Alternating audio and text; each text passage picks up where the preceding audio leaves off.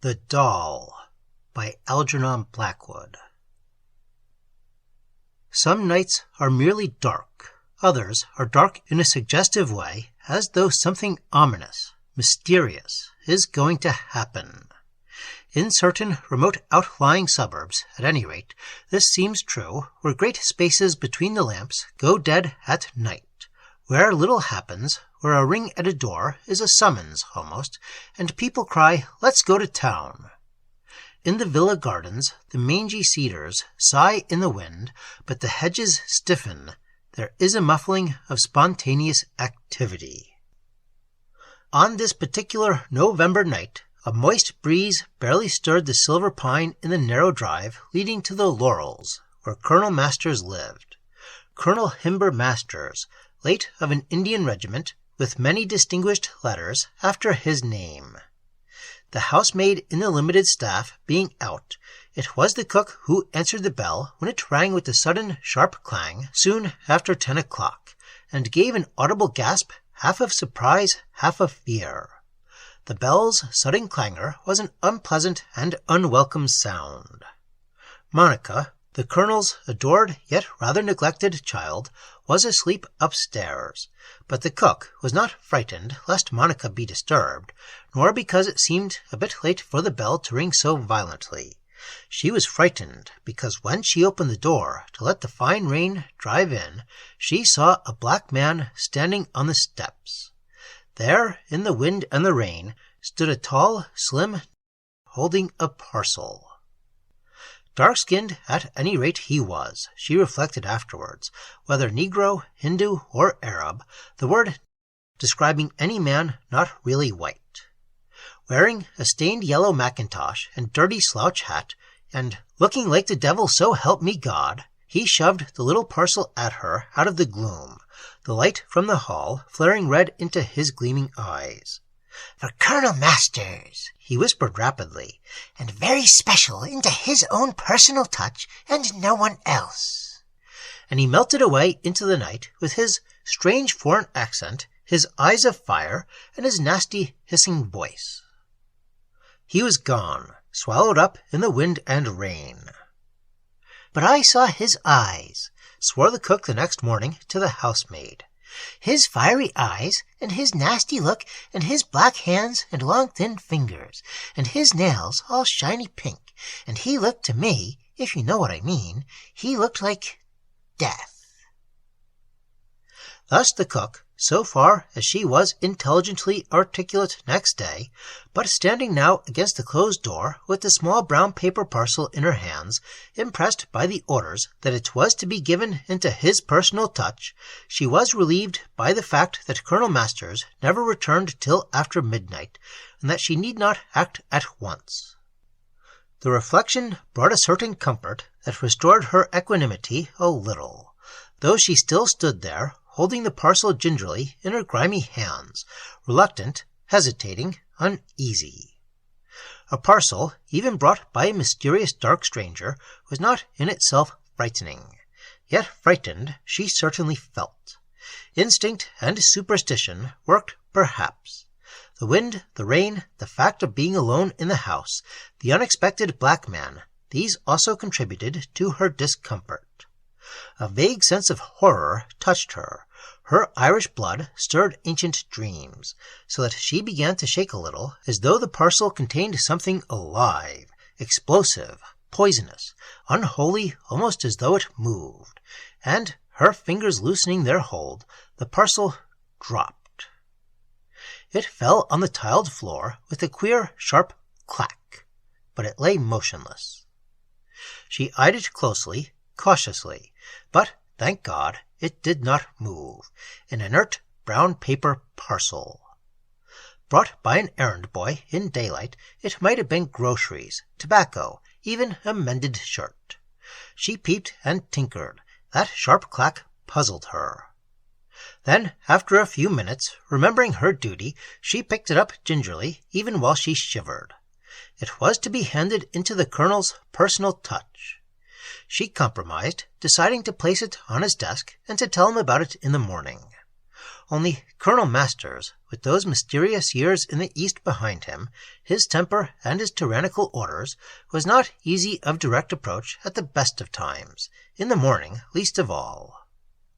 The cook left it at that. That is, she left it on the desk in his study, but left out all explanations about its arrival. She had decided to be vague about such unimportant details, for Mrs. O'Reilly was afraid of Colonel Masters, and only his professed love of Monica made her believe that he was quite human.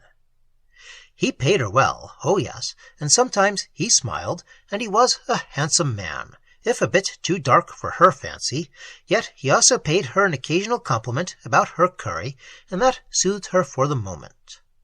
They suited one another, at any rate, and she stayed, robbing him comfortably, if cautiously.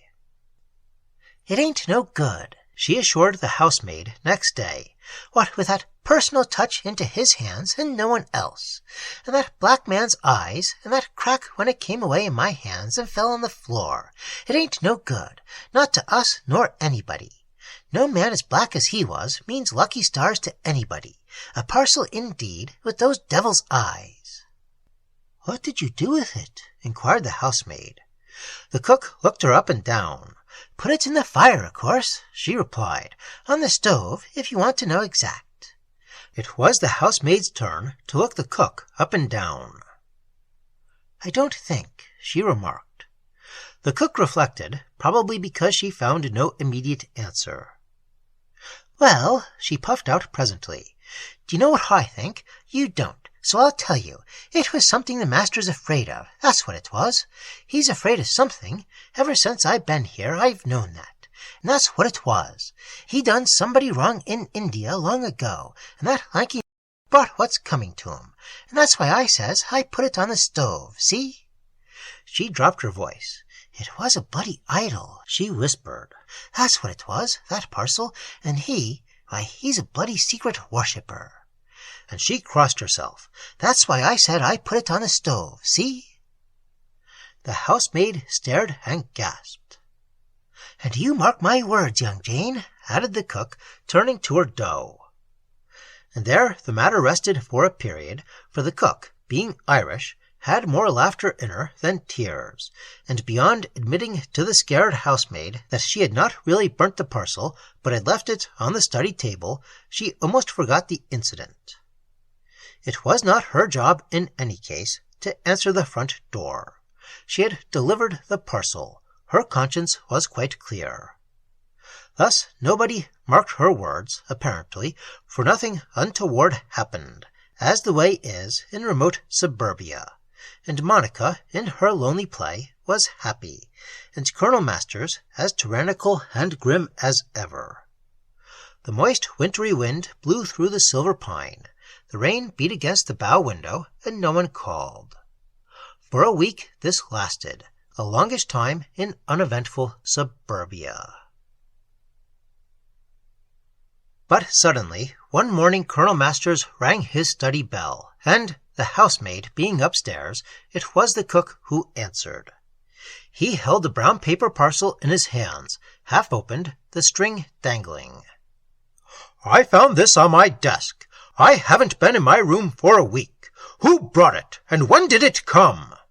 His face, yellow as usual, held a fiery tinge. Mrs. O'Reilly replied, postdating the arrival vaguely. "I asked who brought it," he insisted sharply. "A stranger," she fumbled. "Not anyone," she added nervously, "from hereabouts. No one I ever seen before. It was a man." "What did he look like?" The question came like a bullet. Mrs. O'Reilly was rather taken by surprise. "Darkish," she stumbled. "Very darkish," she added, "if I saw him right. Only he came and went so quick I didn't get his face proper like, and—" "Any message?" The colonel cut her short. She hesitated. "There was no answer," she began, remembering former occasions. "Any message, I asked you," he thundered. "No message, sir, none at all. And he was gone before I could get his name and address, sir. But I think it was a sort of black man, or it may have been the darkness of the night. I couldn't really say, sir." In another minute she would have burst into tears or dropped to the floor in a faint. Such was her terror of her employer, especially when she was lying blind. The colonel, however, saved her both disasters by abruptly holding out the half-opened parcel towards her. He neither cross-examined nor cursed her, as she had expected. He spoke with the curtness that betrayed anger and anxiety, almost, it occurred to her, distress. "Take it away and burn it," he ordered in his army voice, passing it into her outstretched hands. "Burn it," he repeated, "or chuck the damn thing away." He almost flung it at her as though he did not want to touch it. "If the man comes back," he ordered in a voice of steel, "tell him it's been destroyed, and say it didn't reach me," laying tremendous emphasis on the final words. "You understand?" He almost chucked it at her. "Yes, sir. Exactly, sir." And she turned and stumbled out, holding the parcel gingerly in her arms rather than in her hands and fingers, as though it contained something that might bite or sting.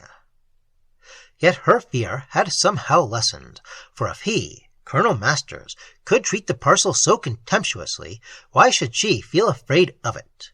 And, once alone in her kitchen among her household gods, she opened it. Turning back the thick paper wrappings, she started, and to her rather disappointed amazement, she found herself staring at nothing but a fair, waxen-faced doll that could be bought in any toy shop for 1 shilling and 6pence. A commonplace little cheap doll. Its face was pallid, white, expressionless. Its flaxen hair was dirty. Its tiny, ill-shaped hands and fingers lay motionless by its side. Its mouth was closed, though somehow grinning, no teeth visible. Its eyelashes ridiculously like a worn toothbrush. Its entire presentment in its flimsy skirt, contemptible, harmless, even ugly. A doll. She giggled to herself, all fear evaporated. "God," she thought, "the master must have a conscience like the floor of a parrot's cage, and worse than that." She was too afraid of him to despise him. Her feeling was probably more like pity. At any rate, she reflected, he had the wind-up pretty bad. It was something else he expected, not a 2-penny halfpenny doll. Her warm heart felt almost sorry for him. Instead of chucking the damn thing away or burning it, however, for it was quite a nice-looking doll, she presented it to Monica, and Monica, having few new toys, instantly adored it, promising faithfully, as gravely warned by Mrs. O'Reilly, that she would never let her father know she had it. Her father, Colonel Himber Masters, was, it seems, what's called a disappointed man. A man whose fate forced him to live in surroundings he detested, disappointed in his career, probably, possibly in love as well. Monica, a love-child doubtless, and limited by his pension to face daily conditions that he loathed. He was a silent, bitter sort of fellow, no more than that, and not so much disliked in the neighborhood as misunderstood. A somber man, they reckoned him, with his dark furrowed face and silent ways. Yet dark in the suburbs meant mysterious, and silent invited female fantasy to fill the vacuum. It's the frank, corn-haired man who invites sympathy and generous comment. He enjoyed his bridge, however, and was accepted as a first-class player. Thus he went out nightly, and rarely came back before midnight. He was welcome among the gamblers, evidently, while the fact that he had an adored child at home softened the picture of this mysterious man. Monica, though rarely seen, appealed to the women of the neighborhood, and whatever her origin, said the gossips, he loves her. To Monica, meanwhile, in her rather playless, toyless life, the doll, her new treasure, was a spot of gold. The fact that it was a secret present from her father added to its value. Many other presents had come to her like that. She thought nothing of it, only he had never given her a doll before, and it spelt rapture. Never, never would she betray her pleasure and delight. It should remain her secret and his, and that made her love it all the more. She loved her father, too. His taciturn silence was something she vaguely respected and adored. "That's just like father," she always said when a strange new present came, and she knew instinctively that she must never say thank you for it was part of the lovely game between them. But this doll was exceptionally marvelous. "It's much more real and alive than my teddy bears," she told the cook after examining it critically. "Whatever made him think of it? Why, it even talks to me." And she cuddled and fondled the half-misshapen toy. "It's my baby," she cried, taking it against her cheek. For no teddy bear could really be a child. Cuddly bears were not offspring, whereas a doll was a potential baby. It brought sweetness, as both cook and governess realized, into a rather grim house, hope and tenderness, a maternal flavor almost, something, anyhow, that no young bear could possibly bring. A child, a human baby. And yet both cook and governess, for both were present at the actual delivery, recalled later that Monica opened the parcel and recognized the doll with a yell of wild delight that seemed almost a scream of pain. There was this too high note of delirious exultation, as though some instinctive horror of revulsion were instantly smothered and obliterated in a whirl of overmastering joy.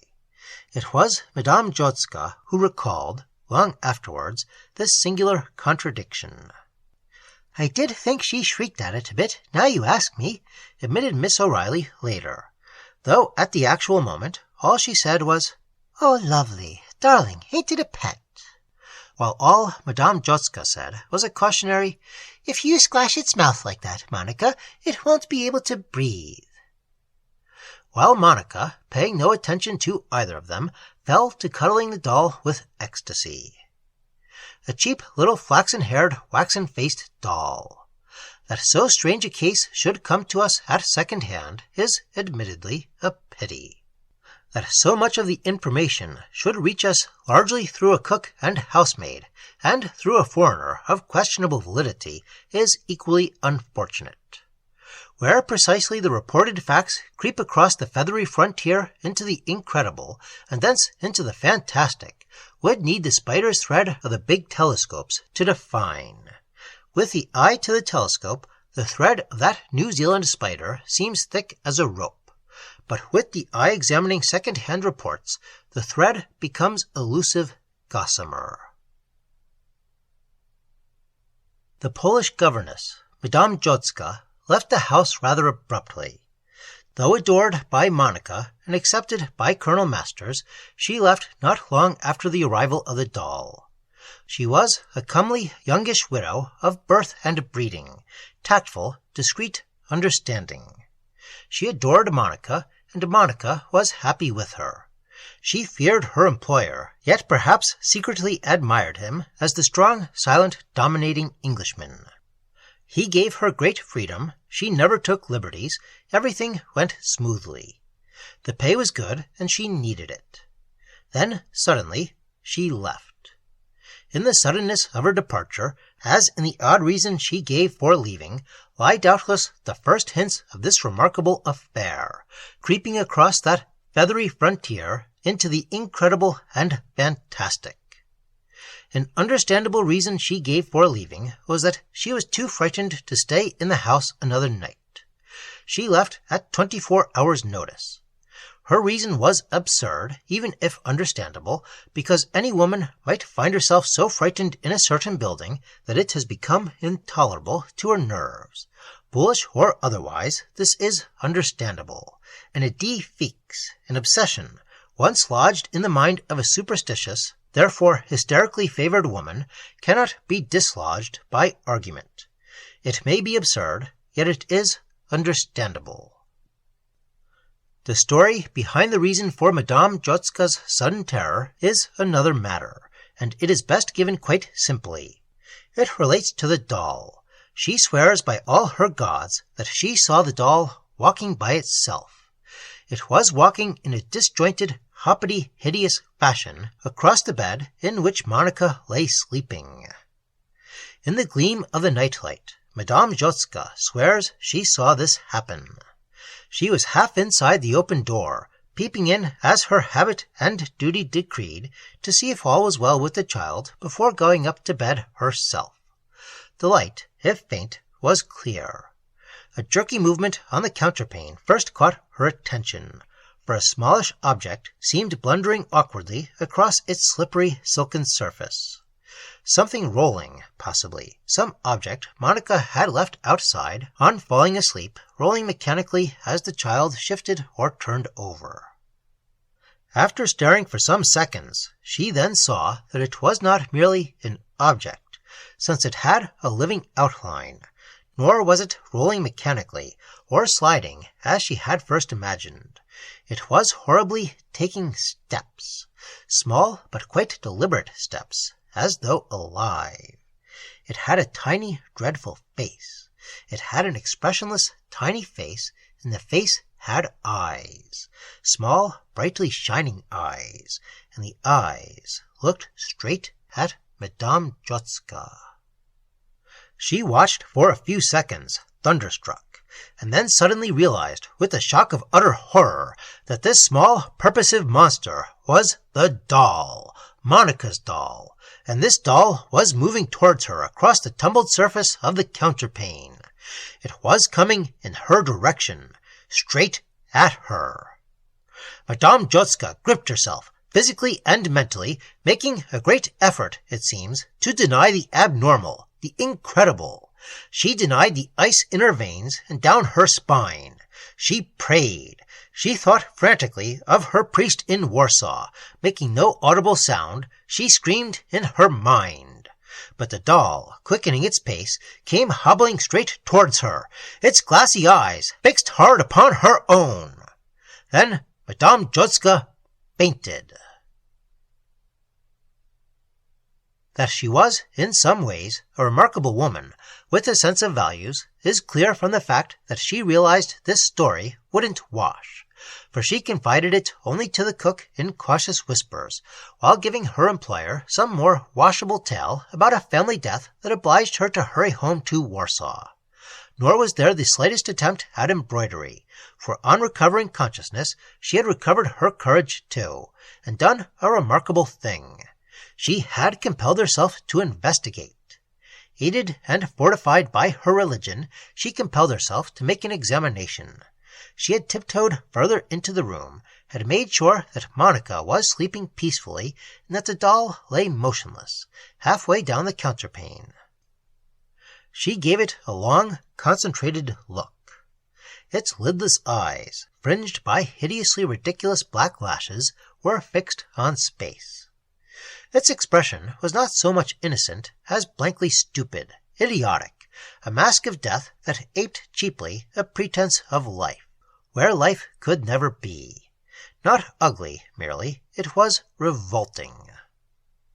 Madame Jotska, however, did more than study this visage with concentration, for with admirable pluck she forced herself to touch the little horror. She actually picked it up. Her faith, her deep religious conviction, denied the former evidence of her senses. She had not seen movement. It was incredible, impossible. The fault lay somewhere in herself. This persuasion, at any rate, lasted long enough to enable her to touch the repulsive little toy, to pick it up, to lift it. She placed it steadily on the table near the bed, between the bowl of flowers and the nightlight, where it lay on its back, helpless, innocent, yet horrible, and only then, on shaking legs, did she leave the room and go up to her own bed. That her fingers remained ice-cold until eventually she fell asleep can be explained, of course, too easily and naturally to claim examination. Whether imagined or actual, it must have been nonetheless a horrifying spectacle. A mechanical outline from a commercial factory walking like a living thing with a purpose. It holds the nightmare touch. To Madame Jotska, protected since youth within cast-iron tenets, it came as a shock, and a shock dislocates. The sight smashed everything she knew as possible and real. The flow of her blood was interrupted. It froze. There came icy terror into her heart. Her normal mechanism failed for a moment. She fainted. And fainting seemed a natural result. Yet it was the shock of the incredible masquerade that gave her the courage to act. She loved Monica, apart from any consideration of paid duty. The sight of this tiny monstrosity strutting across the counterpane, not far from the child's sleeping face and folded hands, it was this that enabled her to pick it up with naked fingers and to set it out of reach. For hours before falling asleep, she reviewed the incredible thing, alternately denying the facts, then accepting them, yet taking into sleep, finally, the assured conviction that her senses had not deceived her. There seems little, indeed, that in a court of law could have been advanced against her character for reliability, for sincerity, for the logic of her detailed account. "I'm sorry," said Colonel Masters quietly, referring to her bereavement. He looked searchingly at her. "And Monica will miss you," he added with one of his rare smiles. "She needs you." Then, just as she turned away, he suddenly extended his hand. "If perhaps later you can come back, do let me know. Your influence is so helpful and good." She mumbled some phrase with the promise in it, yet she left with a queer, deep impression that it was not merely, not chiefly perhaps, Monica who needed her. She wished he had not used quite those words. A sense of shame lay in her, almost as though she were running away from duty, or at least from a chance to help God had put in her way. "Your influence is so good." Already in the train and on the boat, conscience attacked her, biting, scratching, gnawing. She had deserted a child she loved, a child who needed her, because she was scared out of her wits. No, that was a one-sided statement. She had left the house because the devil had come into it. No, that was only partially true. When a hysterical temperament, ingrained since early childhood in fixed dogmas, begins to sift facts and analyze reactions, logic and common sense themselves become confused. Thought led one way, emotion another, and no honest conclusion dawned on her mind. She hurried on to Warsaw, to a stepfather, a retired general whose gay life had no place for her and who would not welcome her return. It was a derogatory prospect for this youngish widow who had taken a job in order to escape from his vulgar activities to return now empty-handed. Yet it was easier, perhaps, to face a stepfather's selfish anger than to go and tell Colonel Masters her real reason for leaving his service. Her conscience, too, troubled her on another score, as thoughts and memories traveled backwards and half-forgotten details emerged.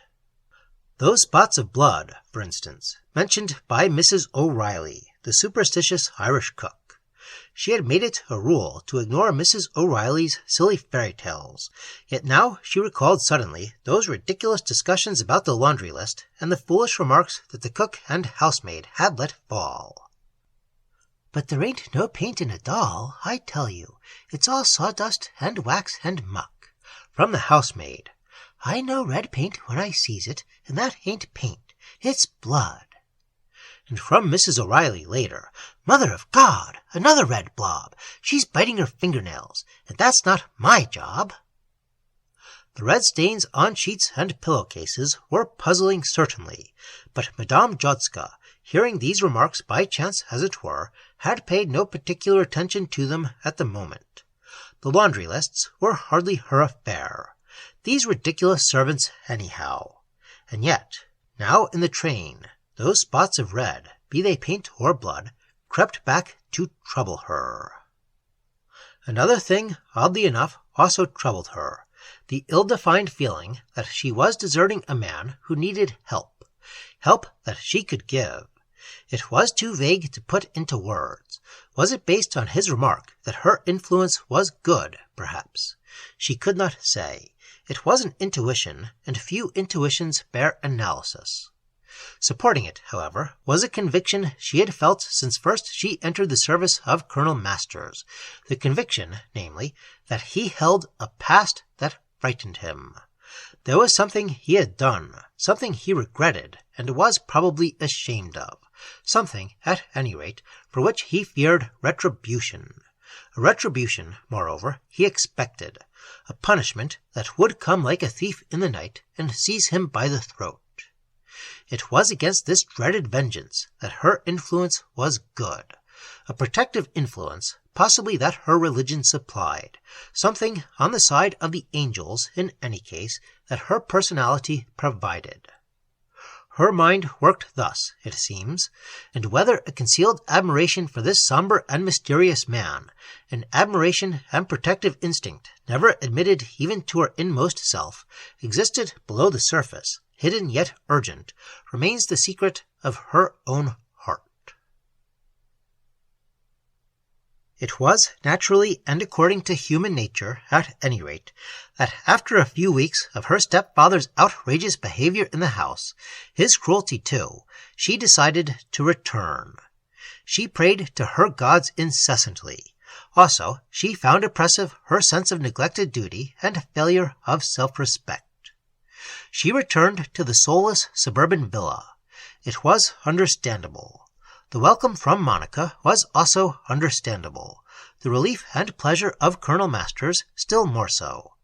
It was expressed, this latter, in a courteous message only, tactfully worded, as though she had merely left for brief necessity, for it was some days before she actually saw him to speak to. From cook and housemaid, the welcome was voluble and disquieting. There were no more inexplicable spots of red, but there were other unaccountable happenings, even more distressing. "She's missed you something terrible," said Mrs. O'Reilly, "though she's found something else to keep her quiet, if you like to put it that way." And she made the sign of the cross. "The doll?" asked Madame Jotska with a start of shocked horror, forcing herself to come straight to the point, and forcing herself also to speak lightly, casually. "That's it, madame, the bleeding doll." The governess had heard the strange adjective many times already, but did not know whether to take it figuratively or not. She chose the latter. "Blood?" she asked in a lowered voice. The cook's body gave an odd jerk. "Well," she explained, "I meant more the way it goes on, like a thing of flesh and blood, if you get me, in the way she treats it and plays with it." And her voice, while loud, had a hush of fear in it somewhere. She held her arms before her in a protective, shielding way, as though to ward off aggression. "Scratches ain't proof of nothing," interjected the housemaid scornfully. "You mean," asked Madame Jotska gravely, "there's a question of injury to someone?" She suppressed an involuntary gasp, but paid no attention to the maid's interruption otherwise. Mrs. O'Reilly seemed to mismanage her breath for a moment. "It ain't Miss Monica it's after," she announced in a defiant whisper as soon as she recovered herself. "It's someone else. That's what I mean. And no man as black as he was," she let herself go, "ever brought no good into a house, not since I was born." "Someone else?" repeated Madame Jotska almost to herself, seizing the vital words. "You and your black man," interjected the housemaid. "Get along with yer. Thank God I ain't a Christian or anything like that. But I did 'ear them sort of jerky shuffling footsteps one night, I admit, and the doll did look bigger, swollen like, when I peeked in and looked." "Stop it!" cried Mrs. O'Reilly, "for you ain't saying what's true or what you really know." She turned to the governess. "There's more talk what means nothing about this doll," she said by way of apology, "than all the fairy tales I was brought up with as a child in Mayo, and I wouldn't be believing anything of it." Turning her back contemptuously on the chattering housemaid, she came close to Madame Jotska. "There's no harm coming to Miss Monica, madame," she whispered vehemently. "You can be quite sure about her. Any trouble there may be is for someone else." And again she crossed herself. Madame Jotska, in the privacy of her room, reflected between her prayers. She felt a deep, a dreadful uneasiness. A doll, a cheap, tawdry little toy made in factories by the hundred, by the thousand, a manufactured article of commerce for children to play with. But "the way she treats it and plays with it," rang on in her disturbed mind. A doll, But for the maternal suggestion, a doll was a pathetic, even horrible plaything. Yet to watch a child busy with it involved deep reflections, since here the future mother prophesied. The child fondles and caresses her doll with passionate love, cares for it, seeks its welfare, yet stuffs it down into the perambulator, its head and neck twisted, its limbs broken and contorted, leaving it atrociously upside down so that blood and breathing cannot possibly function, while she runs to the window to see if the rain has stopped or the sun has come out. A blind and hideous automatism dictated by the race, provided nothing of more immediate interest interferes, yet a herd instinct that overcomes all obstacles, its vitality insuperable. The maternity instinct defies, even denies, death. The doll, whether left upside down on the floor with broken teeth and ruined eyes, or lovingly arranged to be overlaid in the night, squashed, tortured, mutilated, survives all cruelties and disasters, and asserts finally its immortal qualities. It is unkillable. It is beyond death. A child with her doll, reflected Madame Jotska, is an epitome of nature's remorseless and unconquerable passion, of her dominant purpose, the survival of the race. Such thoughts, influenced perhaps by her bitter subconscious grievance against nature for depriving her of a child of her own, were unable to hold that level for long. They soon dropped back to the concrete case that perplexed and frightened her, Monica and her flaxen-haired, sightless, idiotic doll. In the middle of her prayers, falling asleep incontinently, she did not even dream of it, and she woke refreshed and vigorous, facing the fact that sooner or later, sooner probably, she would have to speak to her employer. She watched and listened. She watched Monica. She watched the doll. All seemed as normal as in 1,000 other homes. Her mind reviewed the position, and where mind and superstition clashed, the former held its own easily. During her evening off, she enjoyed the local cinema, leaving the heated building with the conviction that colored fantasy benumbed the faculties, and that ordinary life was in itself prosaic. Yet before she had covered the half-mile to the house, her deep, unaccountable uneasiness returned with overmastering power. Mrs. O'Reilly had seen Monica to bed for her, and it was Mrs. O'Reilly who let her in. Her face was like the dead. "It's been talking," whispered the cook, even before she closed the door. She was white about the gills. "Talking? Who's been talking? What do you mean?" Mrs. O'Reilly closed the door softly. "Both," she stated with dramatic emphasis, then sat down and wiped her face. She looked distraught with fear. Madame took command, if only a command based on dreadful insecurity. "Both?" she repeated, in a voice deliberately loud, so as to counteract the other's whisper. "What are you talking about?" "They've both been talking together," stated the cook. The governess kept silent for a moment, fighting to deny a shrinking heart. "You've heard them talking together, you mean?" she asked presently, in a shaking voice that tried to be ordinary. Mrs. O'Reilly nodded, looking over her shoulder as she did so. Her nerves were obviously in rags. "I thought you'd never come back," she whimpered. "I could hardly stay in the house." Madame looked intently into her frightened eyes. "You heard?" she asked quietly. "I listened at the door. There were 2 voices, different voices." Madame Jotska did not insist or cross-examine, as though acute fear helped her to a greater wisdom.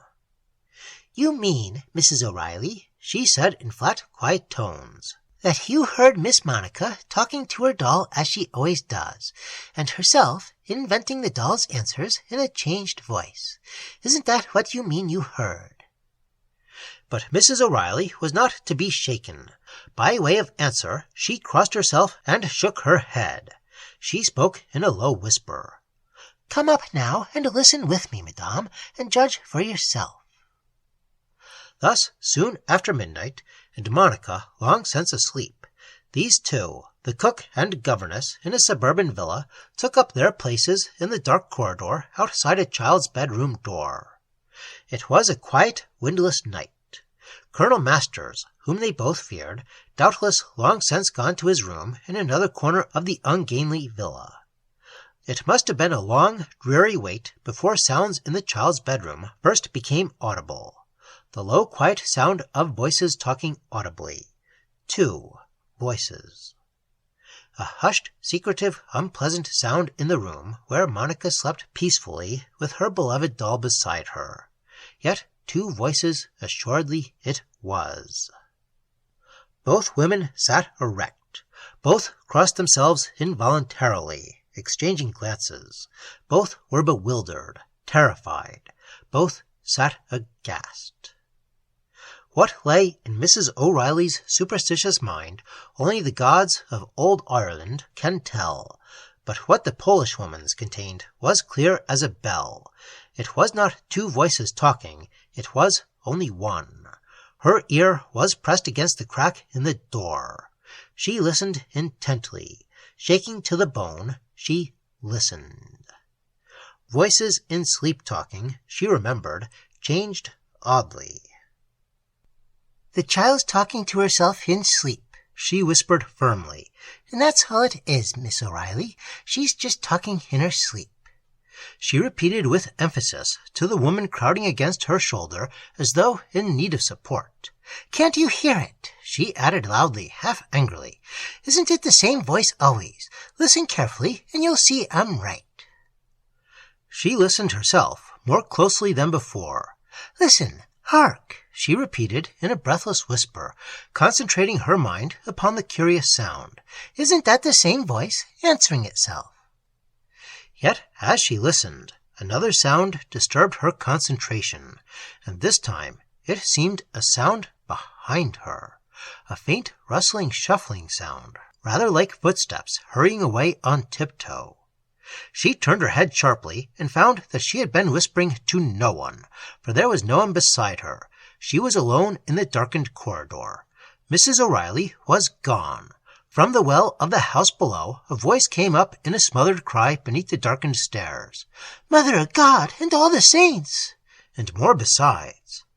A gasp of surprise and alarm escaped her doubtless at finding herself deserted and alone, but in the same instant, exactly as in the storybooks, came another sound that caught her breath still more aghast. The rattle of a key in the front door below. Colonel Masters, after all, had not yet come in and gone to bed as expected. He was coming in now. Would Mrs. O'Reilly have time to slip across the hall before he caught her? More and worse, would he come up and peep into Monica's bedroom on his way up to bed, as he rarely did?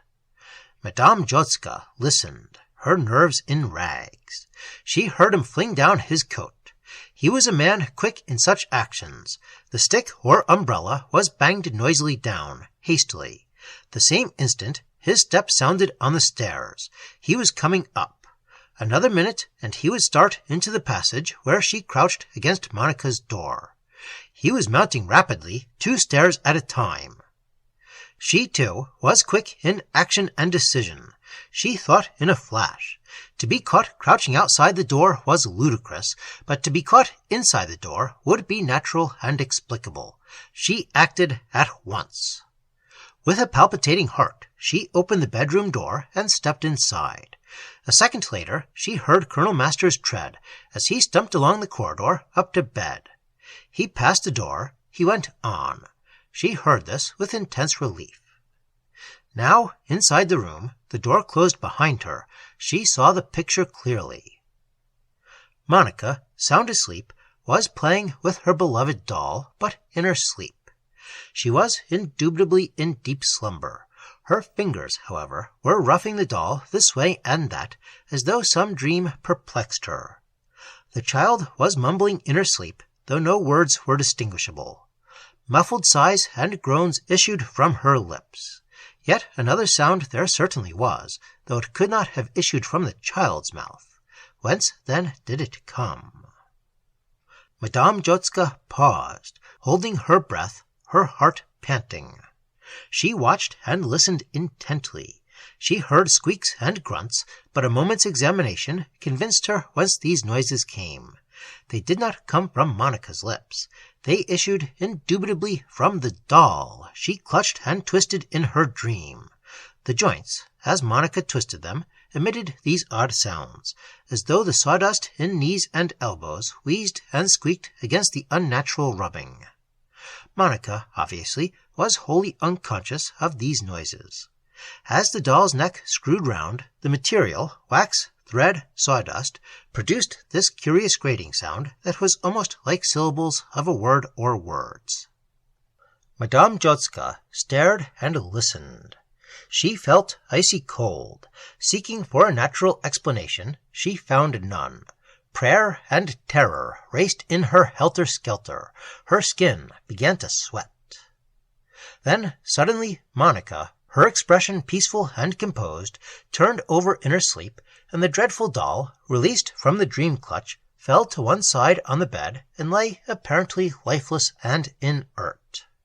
In which moment, to Madame Jotska's unbelieving yet horrified ears, it continued to squeak and utter. It went on mouthing itself. Worse than that, the next instant it stood abruptly upright, rising on its twisted legs. It started moving. It began to move, walking crookedly across the counterpane. Its glassy, sightless eyes seemed to look straight at her. It presented an inhuman and appalling picture, a picture of the utterly incredible. With a queer, hoppity motion of its broken legs and joints, it came fumbling and tumbling across the rough unevenness of the slippery counterpane towards her. Its appearance was deliberate and aggressive. The sounds as of syllables came with it, strange, meaningless syllables that yet managed to convey anger. It stumbled towards her like a living thing. Its whole presentment conveyed attack. Once again, this effect of a mere child's toy, aping the life of some awful monstrosity with purpose and passion in its hideous tiny outline, brought collapse to the plucky Polish governess. The rush of blood without control drained her heart, and a moment of unconsciousness supervened so that everything, as it were, turned black. This time, however, the moment of dark unconsciousness passed instantly. It came and went, almost like a moment of forgetfulness in passion. Passionate it certainly was, for the reaction came upon her like a storm. With recovered consciousness, a sudden rage rushed into her woman heart. Perhaps a coward's rage, an exaggerated fury against her own weakness. It rushed, in any case, to help her. She staggered, caught her breath, clutched violently at the cupboard next her, and recovered her self-control. A fury of resentment blazed through her, fury against this utterly incredible exhibition of a wax doll walking and squawking as though it were something intelligently alive that could utter syllables. Syllables, she felt convinced, in a language she did not know. If the monstrous can paralyze, it can also affront. The sight and sound of this cheap factory toy, behaving with the will and heart of its own, stung her into an act of violence that became imperative.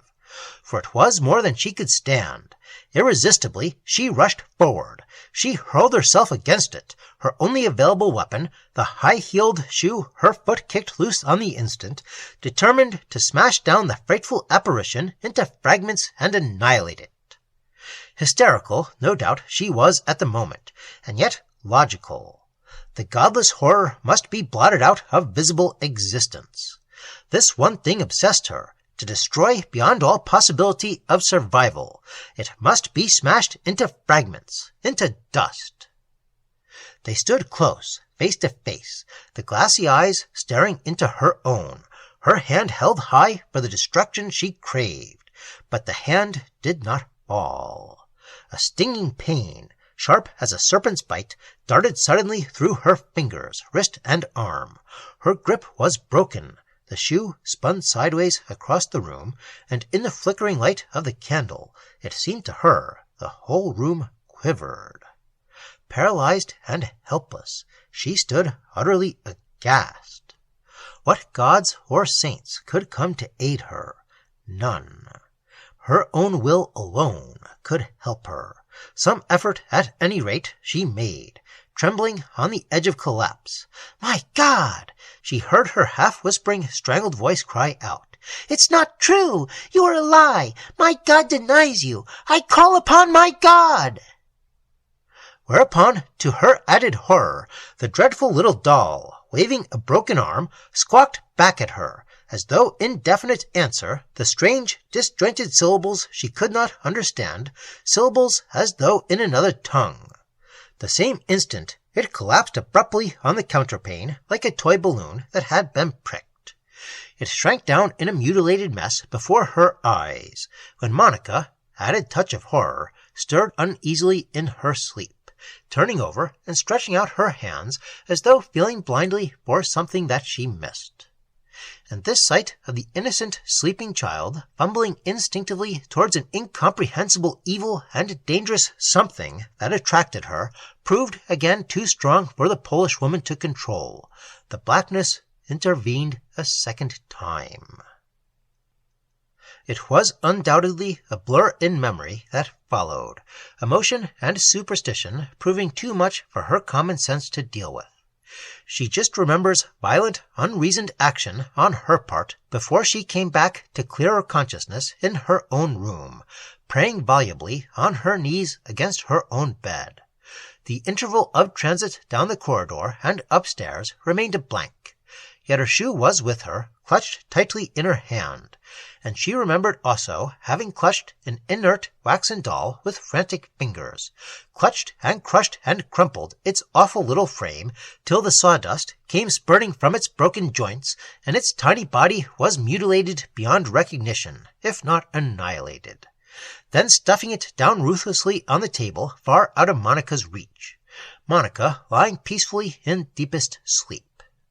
She remembered that. She also remembered the clear picture of the small monster lying upside down, grossly untidy, in obscene attitude, in the disorder of its flimsy dress and exposed limbs, lying motionless, its eyes crookedly aglint, motionless, yet alive still, alive, moreover, with intense and malignant purpose.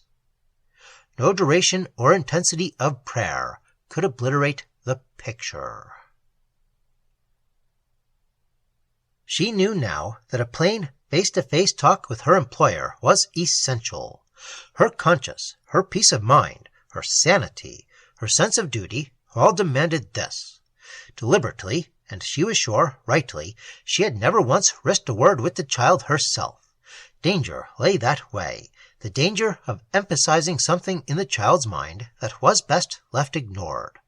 But with Colonel Masters, who paid her for her services, believed in her integrity, trusted her, with him there must be an immediate explanation. An interview was absurdly difficult. In the first place, because he loathed and avoided such occasions. Secondly, because he was so exceedingly impervious to approach, being so rarely even visible at all. At night he came home late. In the mornings no one dared go near him.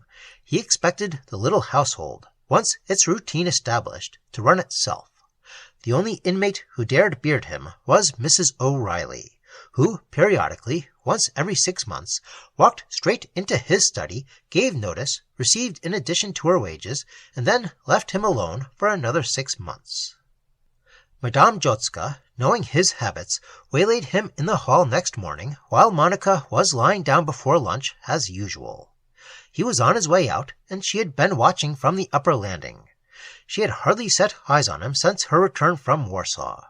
His lean, upright figure, his dark, emotionless face, she thought magnificent. He was the perfect expression of the soldier. Her heart fluttered as she raced downstairs. Her carefully prepared sentences, however, evaporated when he stopped and looked at her, a jumble of wild words pouring from her in confused English instead. He cut her rigmarole short, though he listened politely enough at first. "I'm so glad you were able to come back to us, as I told you. Monica missed you very much." "She has something now she plays with." The very thing, he interrupted. No doubt the kind of toy she needs. Your excellent judgment. Please tell me if there's anything else you think. And he half turned as though to move away. But I didn't get it. It's a horrible, horrible... Colonel Masters uttered one of his rare laughs. Of course, all children's toys are horrible, but if she's pleased with it, I haven't seen it, I'm no judge. If you can buy something better... And he shrugged his shoulders. I didn't buy it, she cried desperately. It was brought. It makes sounds by itself, syllables. I've seen it move by itself. It's a doll. He turned from the front door, which he had just reached, as though he had been shot. The skin held a sudden pallor beneath the flush, and something contradicted the blazing eyes, something that seemed to shrink. A doll, he repeated in a very quiet voice. You said a doll. But his eyes and face disconcerted her, so that she merely gave a fumbling account of a parcel that had been brought. His question about a parcel he had ordered strictly to be destroyed added to her confusion. Wasn't it? He asked in a rasping whisper, as though a disobeyed order seemed incredible. It was thrown away, I believe, she prevaricated, unable to meet his eyes, anxious to protect the cook as well. I think Monica perhaps found it. She despised her lack of courage, but his intensity scattered her wits. She was conscious, moreover, of a strange desire not to give him pain, as though his safety and happiness, not Monica's, were at stake. It talks as well as moves, she cried desperately, forcing herself at last to look at him. Colonel Masters seemed to stiffen.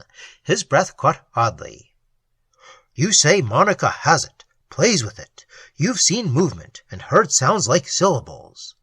He asked the questions in a low voice, almost as though talking to himself. You've listened, he whispered. Unable to find convincing words, she bowed her head, while some terror in him came across to her like a blast of icy wind. The man was afraid in his heart. Instead, however, of some explosive reply by way of blame or criticism, he spoke quietly, even calmly. You did right to come and tell me this. Quite right. Adding then, in so low a tone that she barely caught the ominous words, for I have been expecting something of the sort, sooner or later. It was bound to come. The voice dying away into the handkerchief he put to his face. And abruptly then, as though aware of an appeal for sympathy, an emotional reaction swept her fear away. Stepping closer, she looked her employer straight in the eyes. See the child for yourself, she said with sudden firmness. Come and listen with me. Come into the bedroom. She saw him stagger. For a moment he said nothing. Who? He then asked, the low voice unsteady. Who brought that parcel? A man, I believe. There was a pause that seemed like minutes before his next question. White? He asked, or black? Dark, she told him, very dark. He was shaking like a leaf. The skin of his face blanched. He leaned against the door, wilted, limp. Unless she somehow took command, there threatened a collapse she did not wish to witness. You shall come with me tonight, she said firmly, and we shall listen together. Wait till I return now. I go for brandy. And a minute later, as she came back breathless and watched him gulp down half a tumblerful, she knew that she had done right in telling him. His obedience proved it, though it seemed strange that cowardice should borrow from its like to produce courage. Tonight, she repeated, tonight after your bridge. We meet in the corridor outside the bedroom. I shall be there at 12:30. He pulled himself into an upright position, staring at her fixedly, making a movement of his head, half bow, half nod. 12:30, he muttered, in the passage outside the bedroom door. And using his stick heavily, rather, he opened the door and passed out into the drive. She watched him go, aware that her fear had changed to pity. Aware also that she watched the stumbling gait of a man too conscience-stricken to know a moment's peace, too frightened even to think of God. Madame Jotska kept the appointment. She had eaten no supper, but had stayed in her room, praying. She had first put Monica to bed. "My doll," the child pleaded, good as gold, after being tucked up. "I must have my doll, or else I'll never get to sleep." And Madame Jotska had brought it with reluctant fingers, placing it on the night table beside the bed. "She'll sleep quite comfortably here, Monica, darling. Why not leave her outside the sheets?" It had been carefully mended, she noticed, patched together with pins and stitches. The child grabbed at it. "I want it here in bed beside me, close against me," she said with a happy smile. "We tell each other stories. If she's too far away, I can't hear what she says." And she seized it with a cuddling pleasure that made the woman's heart turn cold. "Of course, darling. If it helps you to fall asleep quickly, you shall have it." And Monica did not see the trembling fingers, nor notice the horror in the face and voice. Indeed, hardly was the doll against her cheek on the pillow, her fingers half stroking the flaxen hair and pink wax cheeks, than her eyes closed, a sigh of deep content breathed out, and Monica was asleep.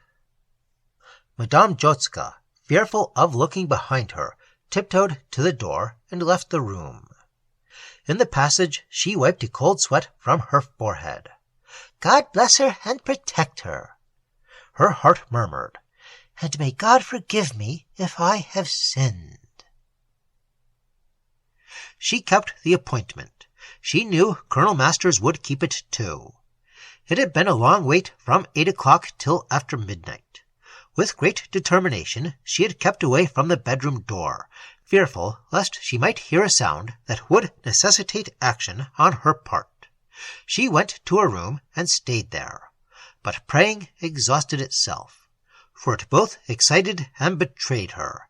If her God could help, a brief request alone was needed. To go on praying for help hour by hour was not only an insult to her deity, but it also wore her out physically. She stopped, therefore, and read some pages of a Polish saint which she did not understand. Later she fell into a state of horrified nervous drowse. In due course she slept. A noise awoke her, steps going softly past her door. A glance at her watch showed 11 o'clock. The steps, though stealthy, were familiar. Mrs. O'Reilly was waddling up to bed. The sounds died away. Madame Jotska, a trifle ashamed, though she hardly knew why, returned to her Polish saint, yet determined to keep her ears open. Then slept again. What woke her a second time she could not tell. She was startled. She listened. The night was unpleasantly still, the house quiet as the grave. No casual traffic passed, no wind stirred the gloomy evergreens in the drive. The world outside was silent. And then, as she saw by her watch that it was some minutes after midnight, a sharp click became audible that acted like a pistol shot to her keyed-up nerves. It was the front door closing softly. Steps followed across the hall below, then up the stairs, unsteadily a little. Colonel Masters had come in. He was coming up slowly, unwillingly, she felt, to keep the appointment. Madame Jotska started from her chair, looked in the glass, mumbled a quick, confused prayer, and opened her door into the dark passage. She stiffened, physically and mentally. "Now he'll hear and perhaps see for himself," she thought, "and God help him." She marched along the passage and reached the door of Monica's bedroom, listening with such intenseness that she seemed to hear only the confused running murmur of her own blood. Having reached the appointed spot, she stood stock-still and waited while his steps approached. A moment later his bulk blocked the passage, shown up as a dark shadow by the light in the hall below. This bulk came nearer, came right up to her. She believed she said, "Good evening," and that he mumbled something about, "I said I'd come. Damned nonsense," or words to that effect. whereupon the couple stood side by side in the darkened silence of the corridor, remote from the rest of the house, and waited without further words. They stood shoulder to shoulder outside the door of Monica's bedroom. Her heart was knocking against her side. She heard his breathing. There came a whiff of spirits, of stale tobacco smoke. His outline seemed to shift against the wall unsteadily. He moved his feet. And a sudden, extraordinary wave of emotion swept over her, half of protective maternal yearning, half almost of sexual desire, so that for a passing instant she burned to take him in her arms and kiss him savagely, and at the same time shield him from some appalling danger his blunt ignorance laid him open to. With revulsion, pity, and a sense of sin and passion, she acknowledged this odd, sudden weakness in herself. But the face of the Warsaw priest flashed across her fuddled mind the next instant. There was evil in the air.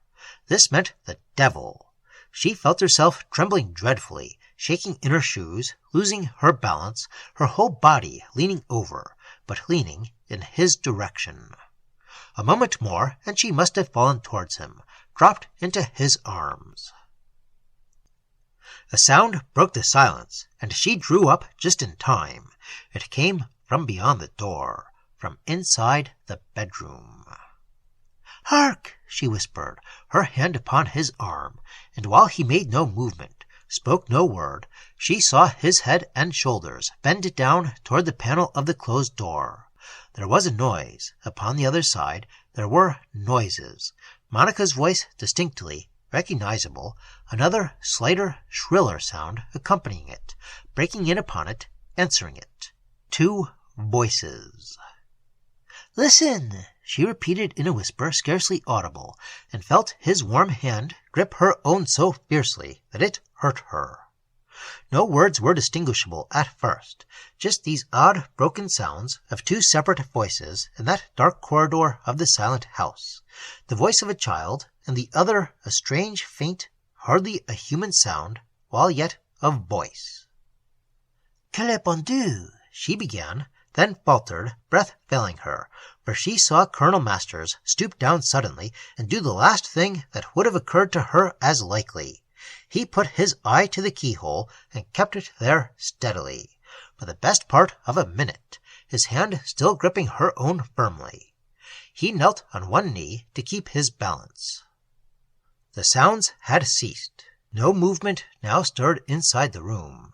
The nightlight, she knew, would show him clearly the pillows of the bed, Monica's head, the doll in her arms. Colonel Masters must see clearly anything there was to see, and yet he gave no sign that he saw anything. She experienced a queer sensation for a few seconds, almost as though she had perhaps imagined everything, and proved herself a consummate, idiotic, hysterical fool. For a few seconds this ghastly thought flashed over her, the odd silence emphasizing it. Had she been, after all, just a crazy lunatic? Had her senses all deceived her? Why should he see nothing, make no sign? Why had the voices, ceased?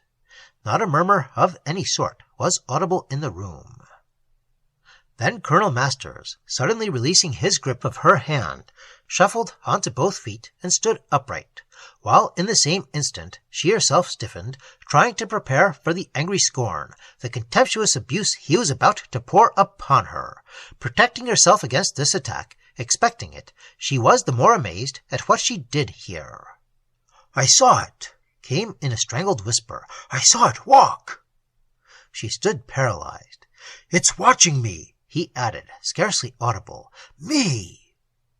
The revulsion of feeling at first left her speechless. It was the sheer terror in his strangled whisper that restored a measure of self-possession to her. Yet it was he who found words first, awful, whispered words, words spoken to himself, it seemed, more than to her. "It's what I've always feared. I knew it must come some day, yet not like this, not this way." Then immediately the voice in the room became audible, and it was a sweet and gentle voice, sincere and natural, with feeling in it, Monica's childish voice pleading. Don't go! Don't leave me! Come back into bed, please!" An incomprehensible sound followed, as though by way of answer. There were syllables in that faint creaky tone Madame Jotska recognized, but syllables she could not comprehend. They seemed to enter her like points of ice. She froze, and facing her stood the motionless, inanimate bulk of him, his outline that leaned over towards her, his lips so close to her own face that, as he spoke, she felt the breath upon her cheek. "Buthlaga," she heard him repeat the syllables to himself again and again. "Revenge in Hindustani." He drew a long, anguished breath. The sounds sank into her like drops of poison. The syllables she had heard several times already, but had not understood. At last she understood their meaning. Revenge. "I must go in, he was mumbling to himself. "I must go in and face it."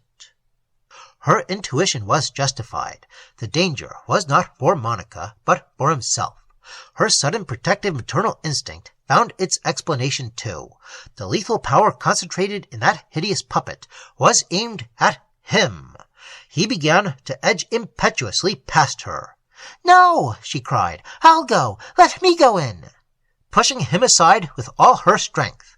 But his hand was already on the knob, and the next instant the door was open, and he was inside the room.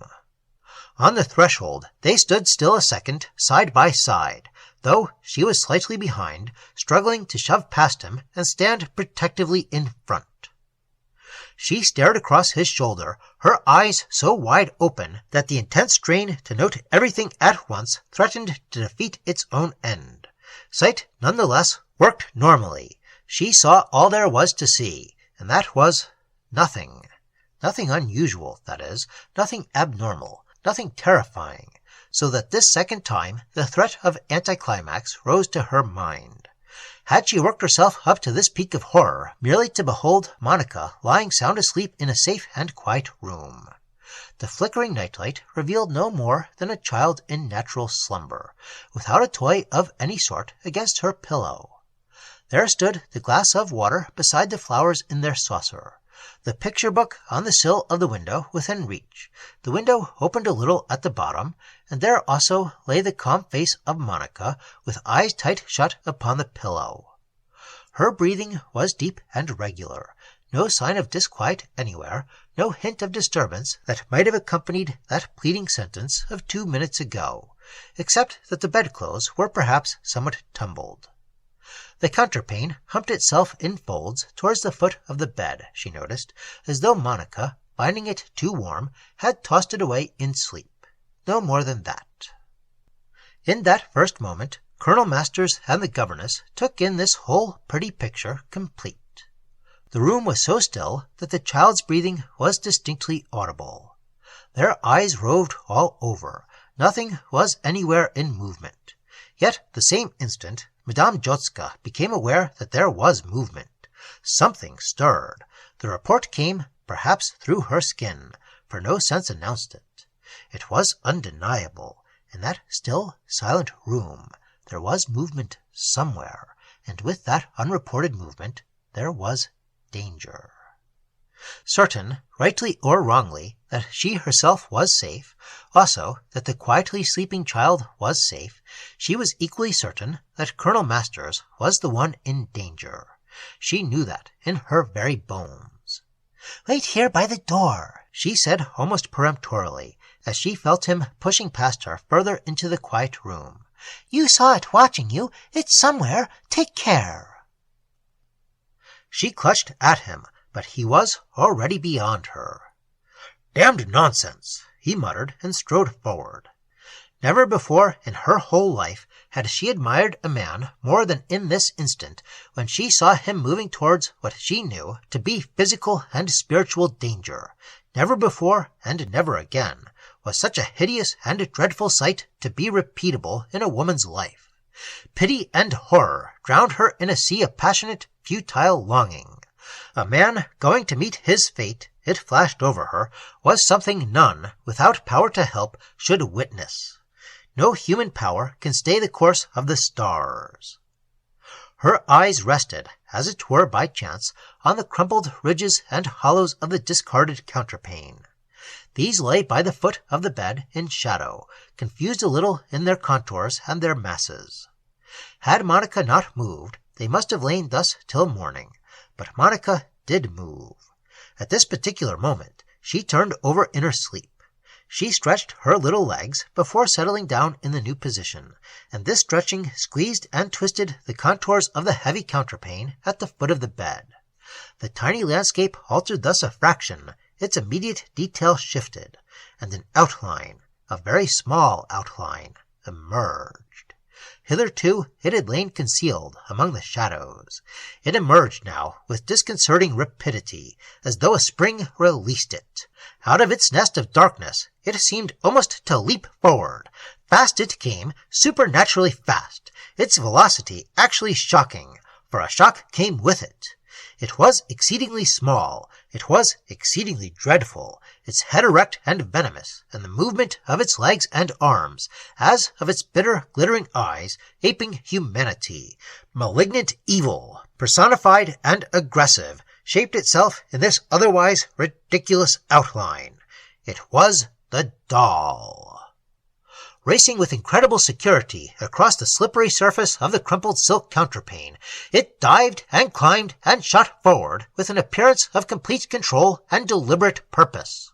That it had a definite aim was overwhelmingly obvious. Its fixed, glassy eyes were concentrated upon a point beyond and behind the terrified governess, the point precisely where Colonel Masters, her employer, stood against her shoulder. A frantic, half-protective movement on her part seemed lost in the air. She turned instinctively, putting an arm about his shoulders, which he instantly flung off.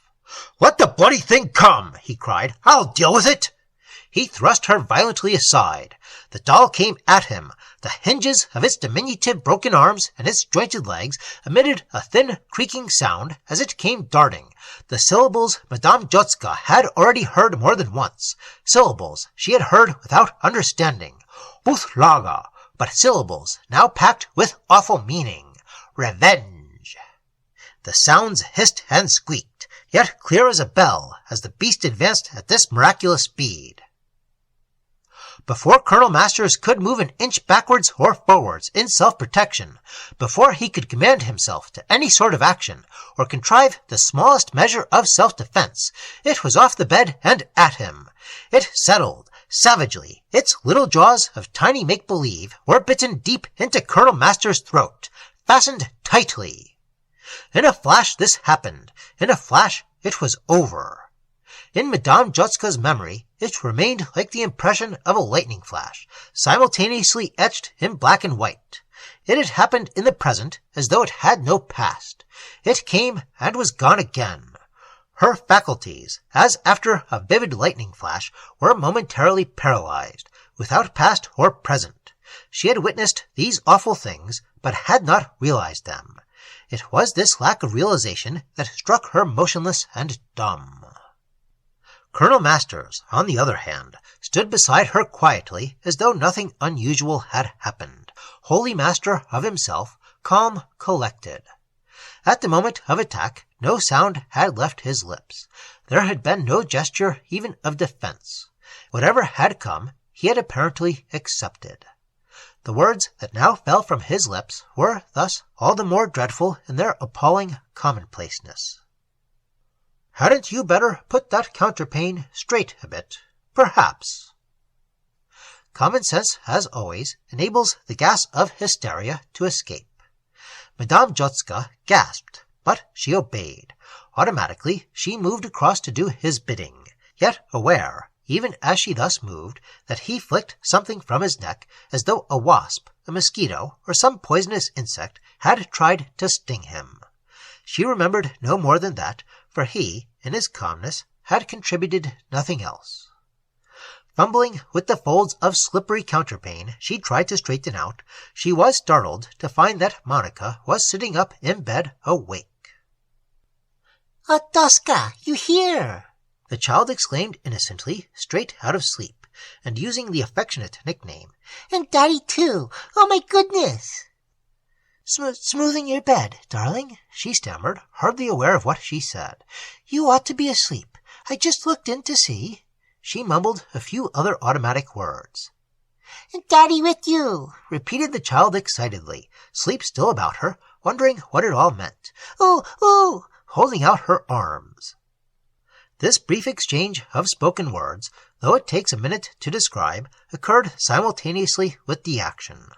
Perhaps 10 seconds all told, for while the governess fumbled with the counterpane, Colonel Masters was in the act of brushing something from his neck. Nothing else was audible, nothing but his quick gasp and sudden intake of breath. But something else, she swears it on her Warsaw priest, was visible. Madame Jotska maintains by all her gods she saw this other thing. In moments of paralyzing stress, it is not the senses that act less speedily nor with less precision. Their action, on the contrary, is intensified and speeded up. What takes longer is the registration of their reports. The numbed brain causes the apparent delay. Realization is slowed down. Madame Jotska thus only realized a fraction of a second later what her eyes had indubitably witnessed. A dark-skinned arm slanting in through the open window by the bed and snatching at a small object that lay on the floor after dropping from Colonel Masters' throat, then withdrawing again at lightning speed into the darkness of the night outside. No one but herself, apparently, had seen this. It was almost supernaturally swift. And now you'll be asleep again in 2 minutes. Lucky Monica. Colonel Masters was whispering over by the bed. I just peeped in to see that you were all right. His voice was thin, dreadfully soundless. Madame Jotska, against the door, frozen, terrified, looked on and listened. "Are you quite well, Daddy?" "Sure. I had a dream, but it's gone now." "Splendid. Never better in my life. But better still if I saw you sound asleep.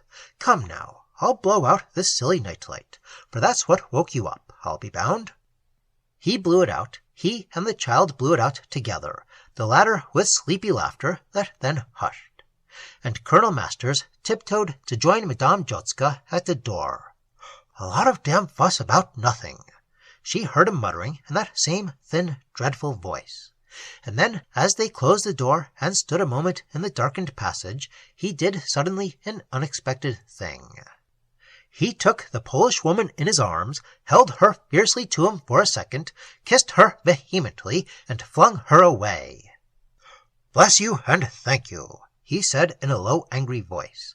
"You did your best. You made a great fight, but I got what I deserved. I've been waiting years for it."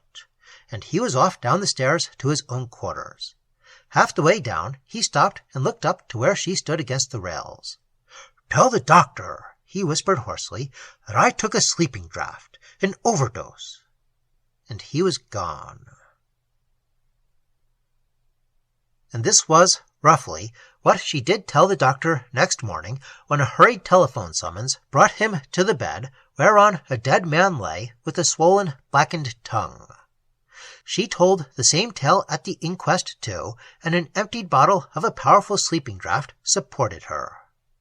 And Monica, too young to realize grief beyond its trumpery meaning of a selfishly felt loss, never once, oddly enough, referred to the absence of her lovely doll that had comforted her so many hours, proved such an intimate companion day and night in a life that held no other playmates. It seemed forgotten, expunged utterly from her memory as though it had never existed at all. She stared blankly, stupidly, when a doll was mentioned. She preferred her worn-out teddy bears. The slate of memory in this particular was wiped clean. "They're so warm and comfy," she described her bears, "and they cuddle without tickling. Besides," she added innocently, "they don't squeak and try to slip away." Thus, in the suburbs, where great spaces between the lamps go dead at night, where the moist wind comes whispering through the mournful branches of the silver pines, where nothing happens and people cry, "Let's go to town," There are occasional stirrings among the dead, dry bones that hide behind respectable villa walls.